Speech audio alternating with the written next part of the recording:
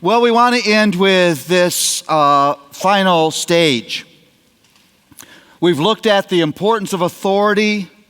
We've looked at the importance of development of character. What's going on now is internalization, is that the child begins this process where the standards of the home now become their standards, where it's not now I'm responding to your authority or I'm agreeing with your character standards. These are my decisions, my choices that I willingly make.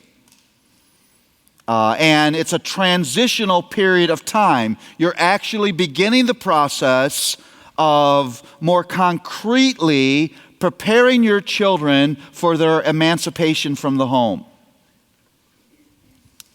And that is a very, very important stage.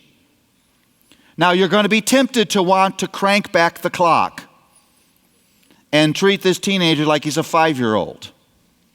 And it's very, very important, some of you will struggle with this, that you begin to give some a decision-making room for this child while he's still in the home. I'm not saying you totally remove your parental authority, but you want those initial test cases, I try to make a decision, it blows up, I fail, I face consequences. You want that to happen in the protection of your home, so you can be part of that process, so you can instruct and you can correct. I think often children have been so bubble wrapped that they get out of the home, they haven't made any decisions, they haven't thought through them themselves. All those initial test cases are taking place now outside of the protective confines of parental authority. So you need to give a little bit of room for children to make some decisions, and then they deal with the natural consequences of those, and you can interact with that.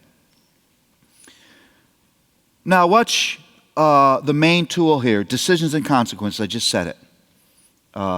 You begin to allow some room for that. You're the guide, you're the judge, you're the authority, but you're willing to let your child do some deciding, and you guide it. Now, I'm not saying you're going to step back if this child is choosing to do something immoral.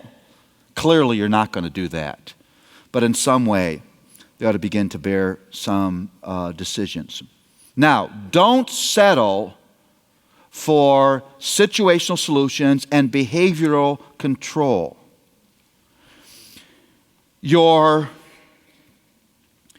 goal is not to so much protect your child, regulate, control his behavior so that he never messes up.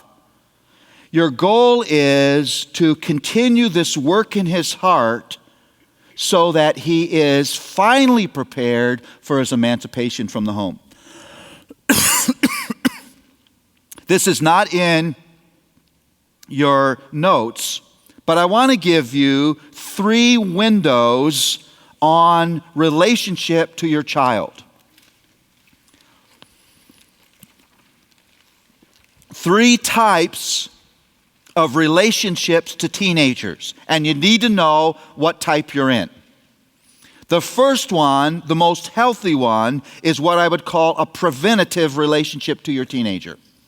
A preventative relationship to your teenager. That means this is a kid that's submissive, he's humble, he's listening, and because of that, he listens to your guidance, he listens to your correction, he listens to your instruction, and he doesn't get himself in trouble because that conversation is able to prevent difficulty. You get that?